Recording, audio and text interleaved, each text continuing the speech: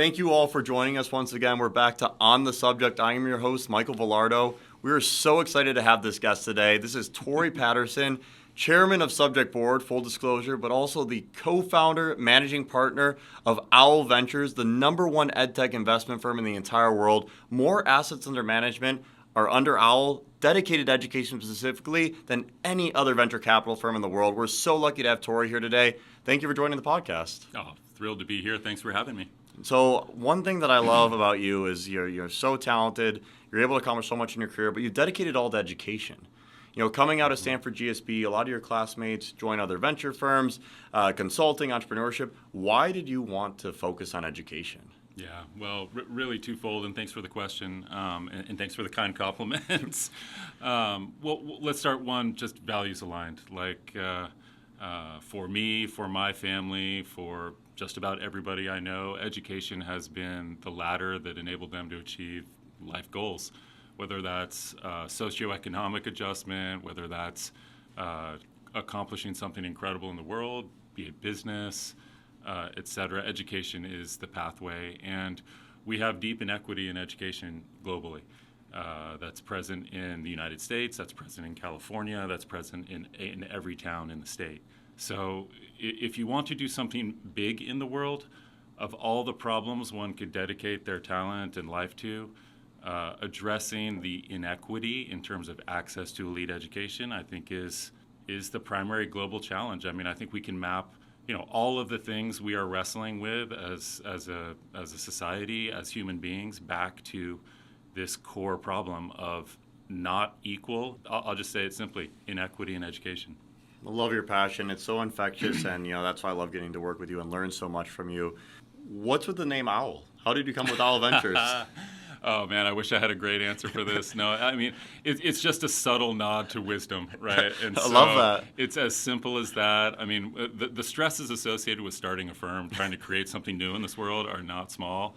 The name was like this, the 99th problem on the list, and it came together very quickly as we had to declare who we were. So I love the passion. No, I'm just so fascinated. And so when we think about EdTech focused firms, there's a handful out there, but few have been able to raise as many funds as you have. It's so exceptional. You're on your 5th fund now, correct? Yeah, well, we've raised 7 funds. Yeah. Oh, incredible. I apologize for shortchanging you. No Never worries, want to be able to hit the measure mark there. So you have seen EdTech explode. How were you able to see that before anyone else? When you started in EdTech was not as attractive of an investment opportunity. What did you see before everybody else? Yeah, it was a nascent category, and big nod to all of our peers who are investing behind some of the same themes that we are. I'd say that when I started the firm, we took a very, very deliberate approach to building a firm. I'll say, quote, the right way, meaning we were very aggressive about recruiting elite talent to execute on this investment mission. We also wanted to capitalize the firm to be able to support companies at all stages and through their life cycle. So we're very active at the seed stage, we're very active at the Series A and B stage, and we've also made a couple dozen late stage investments. So the lack of capital in the category is at all stages, and we set out to build a firm that would address that broadly and globally. And then lastly, I'd say a lot of the late stage investment is informed by our early stage work. So we feel like we're able to make differentiated bets and investments in later stage businesses as a byproduct of our knowledge of what's available in the market. And subsequently, we'd like to think a pretty fluent lens on what's happening out there, what's working, and where the opportunities are. So I love how mission-driven you are, and you're all about people, but let's make this about yourself for a second. You've had an incredible journey. You played basketball at Williams. You went to Stanford GSB. It's the most selective business school in the world, less than 6% acceptance rate today. How did you get that done? How do you get into these schools? And what would you advise a young person, whether they're on subject or not, how do you achieve your dreams and go to the school that you want to go to, whether that's Stanford or a local community college? Like, how do you achieve your dreams of getting into the right colleges? Yeah, well, it's twofold. And listen, I've been very blessed to go to Williams. I'm very blessed to go to Stanford Business School. I had a lot of advantages growing up. I had access to elite education as a young person. But I took those gifts pretty seriously. And what I would say to anybody, regardless of where you're starting off in life or where you find yourself, like take your academic career very seriously. It matters. It just does. We're in a world where the signaling power of academic accomplishments opens a lot of doors. The sooner you acknowledge that and understand that, the more focus you can put on all of that hard work associated with being a dedicated student. Second thing I would say, and again, this is a cliche, you've heard it a million times, but boy, is it true, find a passion and lean into it. Williams and Stanford are great places, and the same would apply to any elite school. There is an abundance of students who have done well in school. There is a dearth of young people who have a true passion and a vision for what they want to do with their life. So if you're working in admissions in any of these institutions, you are looking for someone who has a clear vision on what they're trying to achieve in the world, and you want to map back your institution's capability of helping that person accomplish that long-term goal. If you don't know what you're trying to do in the world, boy, it's pretty hard for that admissions executive or individual to say, oh, we're going to give up one of these coveted spots to this great student. There's a lot of great students out there. I think, the one thing I'd push any young person to be is find a passion as early as you can, be authentic, be true to that, and then get clear on how that passion is going to translate into making the world a better place, and start telling that story broadly, and I think good things will flow. Yeah, I completely agree. I think you hit such a nail there with the signaling and taking your academic career seriously. So many young people, sports, acting, music become their passion. I know that was me growing up. And I think it's great to have other passions, but understanding that your education will last you for your lifetime. It's not a 4-year decision, it's a 40-year decision. And so many folks get caught up in the peer pressures of being a teenager. It's a hard life to be a teenager with social media, all the advents out there. To be a teenager to today, it's very easy to lose sight of how important school is. But you run an incredible firm, Owl Ventures. You recruit incredible talent, many of which have come from incredible schools like Stanford, Harvard, Dartmouth, etc. Can you please speak into the camera and let these students know, try your best in high school. It will last your lifetime. The best you can do in high school, wherever that ceiling may be, it will open up doors for you. And the passion around education, it will last the rest of your life. And we totally understand sometimes it isn't in the deck of cards to say, hey, school's my top priority. Rethink that and refocus your priorities. And what do you do with your kids? This isn't a parenting podcast, but I do want, how do you inspire your kids to care so much about education? So, a little anecdote. I have a 6th, 5th, 4th, and 2nd grader. So I have 4 kids, 2 boys, 2 girls. They're all at various stages of their commitment to their academic journey. But what I really try to do with them is really focus on that second part. I think if you have some sense for who you are in the world and what role you aspire to play, that maps back to finding sort of the motivation to work hard in everything you're doing, especially if it's on that journey. So what I would say is, with my kids, I go easy on them. A lot of us, perhaps myself included, grew up in environments where we had a lot of oversight and a lot of, let's just use a friendly word, encouragement to focus on these things. I'm trying to take sort of perhaps a more progressive approach and really try to, ignite some sort of, innate or authentic fire in them. It is possible to take a young person and just force them or push them into excellence. I believe that's true.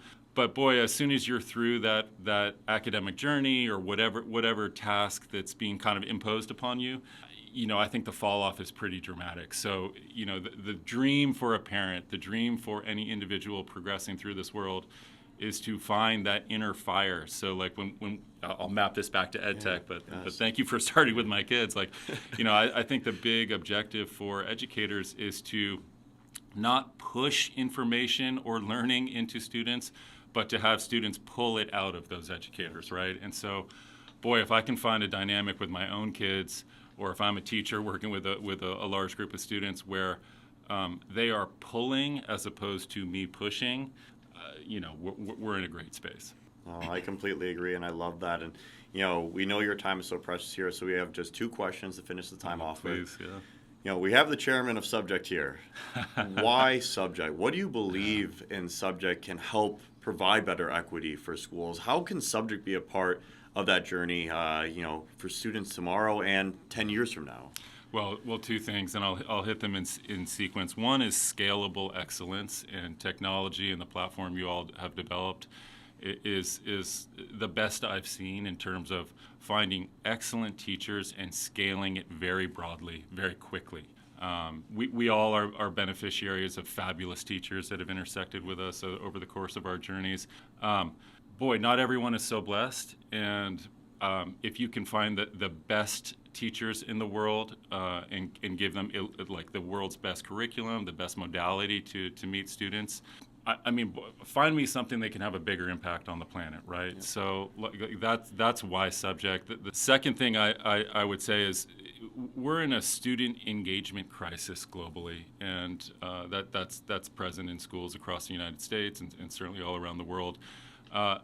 The modality with which we've been trying to reach students and inspire students, it is failing.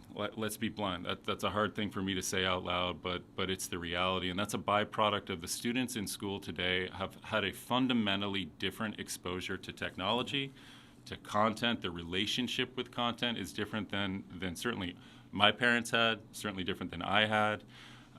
And so we're wrestling with shorter attention spans, let's just say it explicitly. We're wrestling with just a lack of engagement in the classroom that is not going to be solved with more effort, more money, more time. We fundamentally need to reach these students where they're at, and we need to reach them with modalities that are inspiring deeper engagement, deeper passion, and subsequently deeper learning.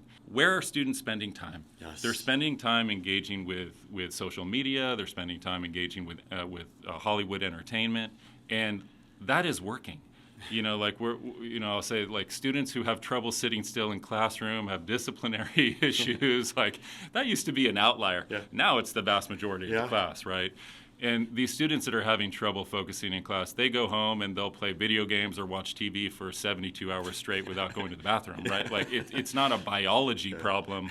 These humans can concentrate, but it's an engagement problem, and we need to find ways to deliver academic content in much more engaging ways to this generation. That's on us, and Subject is doing that in a way that's unparalleled in the market.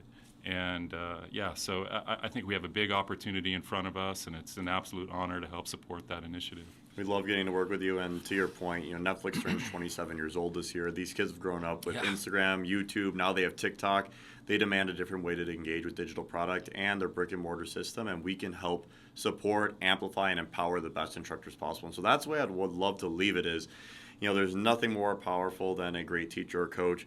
If you want to speak to the crowd today, who's one teacher or coach that really changed your life, and what did they do that was so special for your journey?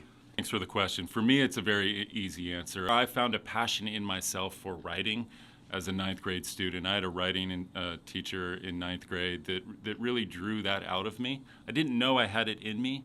It has served me my entire life. That's so important for me in my role to be able to express an idea, compel others to believe in that idea and follow me on that journey. That's been the key to my own personal success, my ability to inspire great teammates to work with me, my ability to inspire investors to go on this journey with me, my ability to inspire great entrepreneurs to want to work with me. So my ability to I don't think anyone has the inability to generate great ideas, but I think a lot of us don't necessarily have the training or the skill to put that onto paper and to use that in a persuasive way to drive the change they want to see in the world. And so for me, it all maps back to unlocking that skill set, and I know exactly the individual that did that. It happened for me in ninth grade. That's amazing. Well, we're excited because those of you listening in, if you could just take one piece of feedback from Tory, his wisdom, how many educational opportunities he's been a part of through EdTech founders, working with school districts, he understands the power of education, and that's why we're all here today. We're bonded by a passion for education and helping hundreds of thousands, if not millions of students directly, and that's why we're on the subject. So thank you so much for joining us today. It's been a pleasure to host you, Tory, and looking forward to having you on another episode soon. Thank you so much for your support of the company. Cheers. Thanks for having me.